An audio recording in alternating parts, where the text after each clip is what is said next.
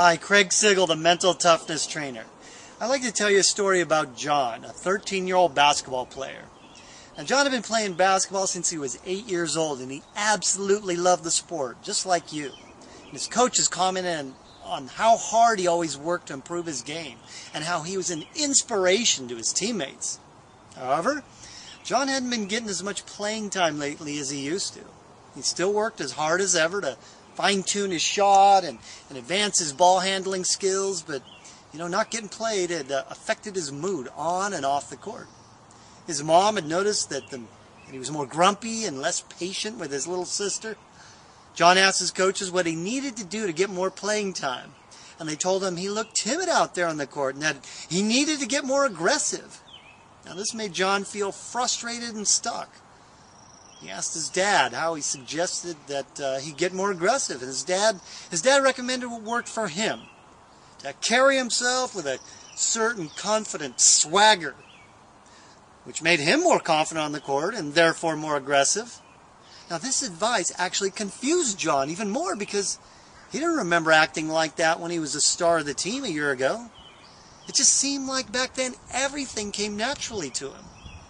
And what John isn't realizing is that his problems began when he started to adopt a perfectionist mindset.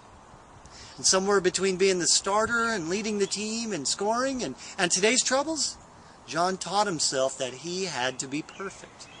And this mindset eventually started affecting his game. As a mental trainer, I hear the word perfectionist used by some people as a sort of badge of honor that they feel proud of. Unfortunately, though, as you can see with John, trying to be perfect causes all sorts of problems. The problems show up when the perfectionists fail to achieve perfection, and then they beat themselves up for it.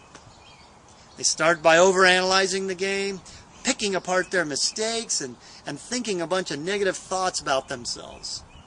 And this leads to playing scared, because they're in fear that they'll make a mistake. It's a self-defeating, never-ending cycle. Think about it. Can you ever achieve perfection in anything? Are there any perfect players out there? In fact, in most sports, players make many mistakes and still win. In baseball, getting 3 out of 10 hits is a huge success. In basketball, most pros only make about 50% of the shots they take. Are you getting the picture? In every sport, we expect to make more mistakes than we do things right. Failures are acceptable, and you can still win.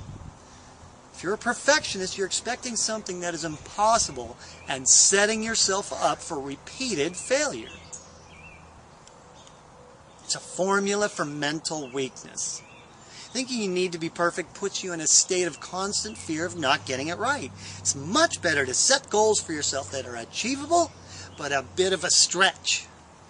And there's a subtle but powerful difference between these two thoughts. See if you can see the difference in these two sentences. I'm a perfectionist and I must do everything perfectly. Or, I strive for perfection, but I don't have to be perfect. You see, sentence 2 gets you where you want to go by allowing you to be human while still striving for continuous improvement. Sentence 1, well, that was John until he came to see me. I'm Craig Sigl, your mental toughness trainer.